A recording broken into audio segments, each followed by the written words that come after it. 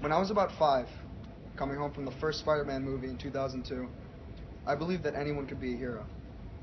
It did not matter how other people saw you, as long as you used your abilities for the good of others. I spent my time in elementary school pretending to be superheroes with my friends, and trying to face any bully that tried to bother anyone. I believed I was put on this earth to be a superhero, only to realize that that wasn't the case. As a kid, I thought getting beaten up was just part of it. I never liked the punches in the face, the pushes to the ground, or the sound of laughing while I was getting beaten up. But I figured it was just part of being a hero. As the years went on, that side of me began to die out. I began to try and focus on one group of friends and focus on my life, prepare for high school, and soon realize that some friendships don't last long, and that superheroes do not exist. Through the first year of high school, I was still that kid that wanted to be friends with everyone, only to be rejected and being found annoying while unintentionally hurting other people in the process. Soon enough, I found myself trying to completely abandon that elementary school kid. I became cynical and depressing, which ironically brought others to me.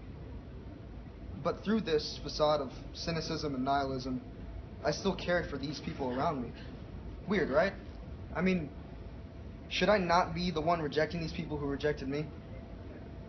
Eye for an eye, right? The thing was, that's just not how I'm hardwired. Through the next 2 years, I was cynical and became more pessimistic towards life itself, thinking it was pointless. And that we truly had no purpose, that all our dreams were just some sort of byproduct of built-up advertisements that are showered around us. Eventually, however, my pessimistic view of the world became the seed that inspired my optimistic attitude. I believed that we all had no purpose, that we all are born by chance and the universe was indifferent and had no grand plan for any of us. But then I thought that it wasn't in the authority of the universe to tell me what my life means. Our lives are in our hands. Yes, we are born with no purpose initially, but with time and experience, we discover our purpose ourselves, because that is our superpower. No, I cannot be a superhero, but I can still help people. Thank you all for coming. This I believe. It was a horrible pain. I was scared. But it also was a strong feeling that my daughter soon will be here with us. Everyone was exhausted, and me, I don't have to say. The doctor said to wait. Wasn't time yet. But my water broke the night before. It was a disaster. This was not the hospital where I attend my appointments. While they were checking my records, I was practically dying. My boyfriend was there the whole time grabbing my hand, without resting until the doctor came, and he started acting quick. He took me to this room and playing a C-section on me. The sound of the wheels running, my aunt yelling everything's going to be okay, the doctors and the nursing murmuring.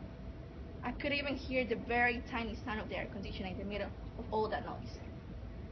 My family was there waiting for Isabella, except my mother.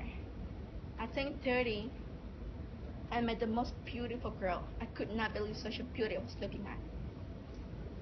We all were staring at Isabella. Everyone wanted to carry her, but of course not. She was so delicate and tiny, so we came up with this song for Isabella and started to sing. After 5 days staying at the hospital, the rest of my family went to visit me, and I can't, except my mother. I thought she was afraid of her anger, but no, she didn't. She didn't want to let it go. To be honest, my mom and I, since I immigrated to the United States, never had a good relationship as mother and daughter, not even as anything. I didn't know why though. Our relationship went from bad to worse. When I met Eric, my daughter's father, and nowadays my boyfriend, my future husband, well, she wasn't agreeing. And that's when the fight, the police, and the administration of children's services were involved. My father was okay, But obviously, he got mad at me when I got pregnant.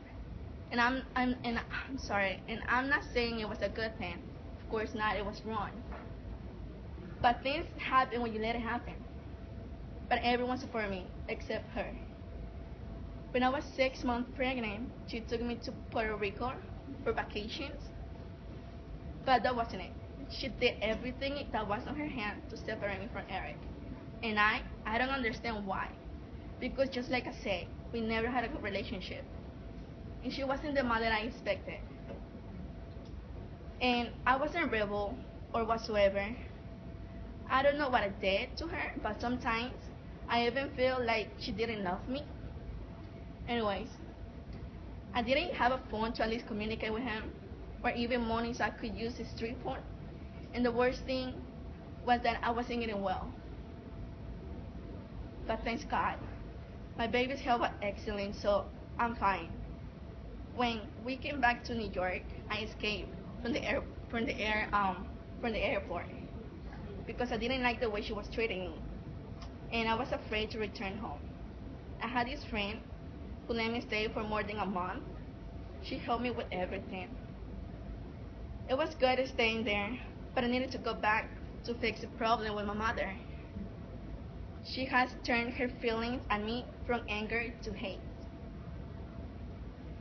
Oh my gosh. That night, she came and knocked at the door, and when I opened it, she started to beat me up. Literally, I was in a pool of blood. The police came with the ambulance, um, arrested her, and they took me to this hospital. I spent the night there, reposing, shaking with fear, but the doctor checked Isabella and said that she was fine. So Eric came by and filled me with love and affection. Nowadays, Isabella is 21 months. Um, we we christened her. Isabella may not have her grandma's love, but she has her parents, grandpa, and uncles who deeply love her. She's gorgeous and a smart little girl. I now, um, well, I now, I, well, now I know that someday in the future Isabella will understand the struggle I went through and forgive those who may abuse me and her, even though Isabella was in my belly. No family may be the same. There's always a black sheep in the family. But people change. Just want to let you know to remember, after the storm comes comes the calm. There's 3 more months. Well, one more month for the 2016 finish. And hopefully in 2017, me and my mom can start talking again. But now, I have my own family. And that's the most wonderful thing I could ever have in life. Thank you.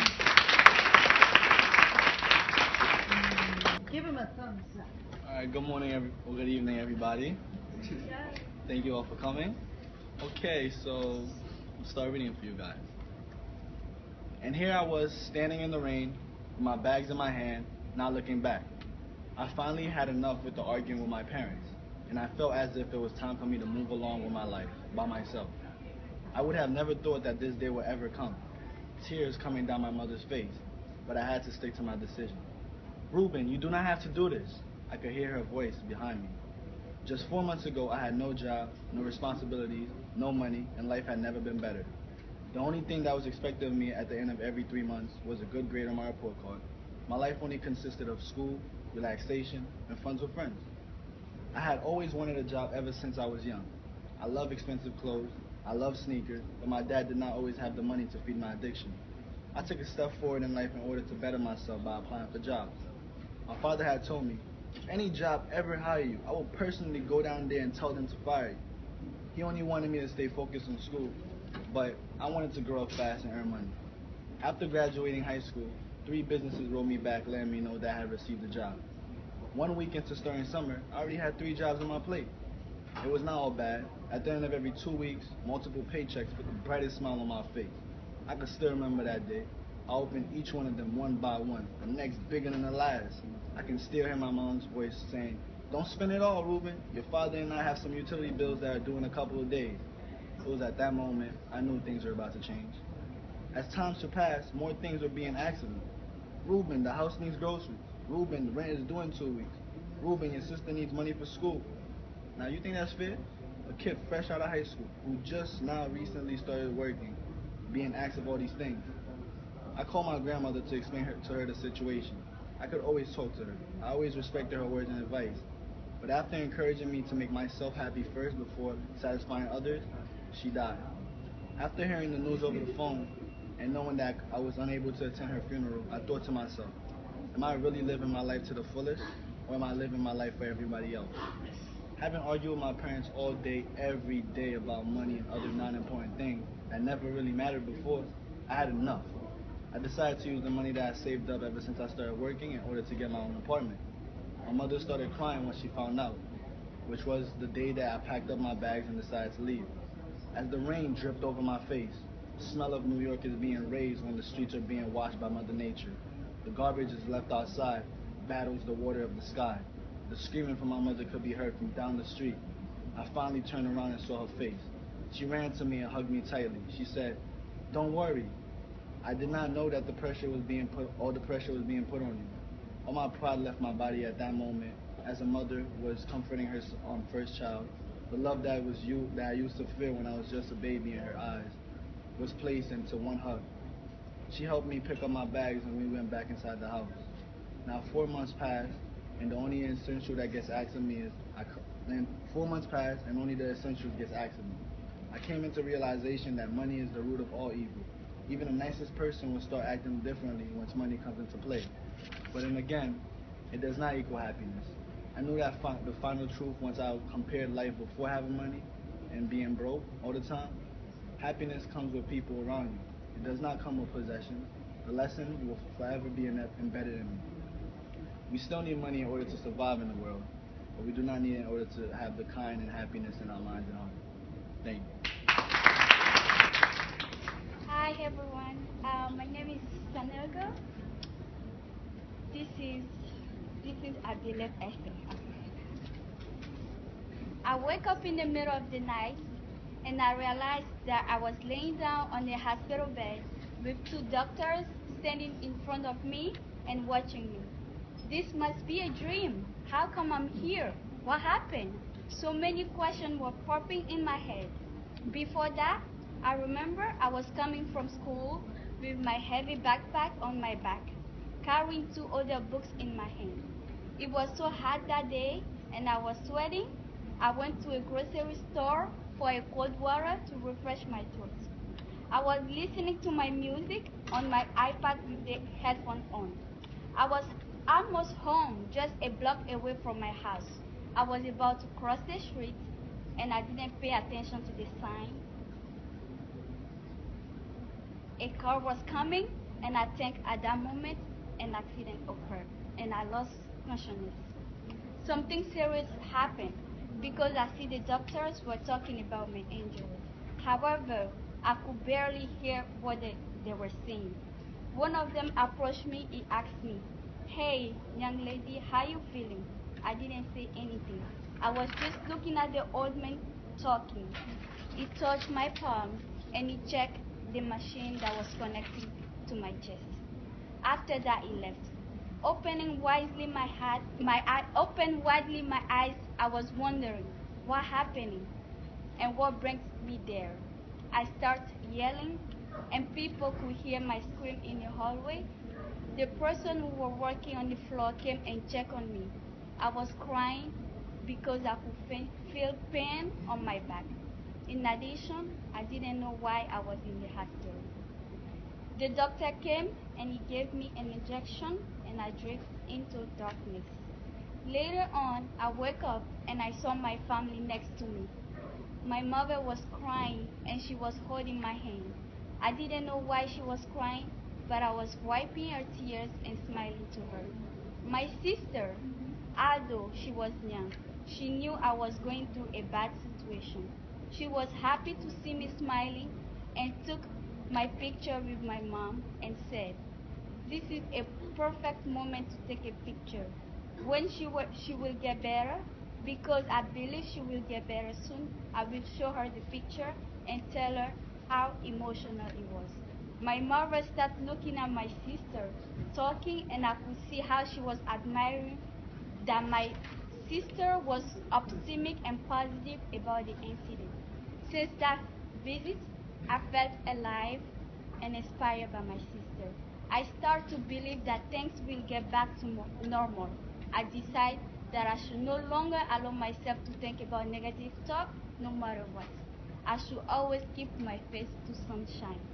2 weeks later, the doctor told me that I would be released soon from the hospital, and I was so happy to go back home. Since then, I learned that crossing the street when distracted can be very harmful. So I will always pay attention whenever I'm walking on the road. Thank you.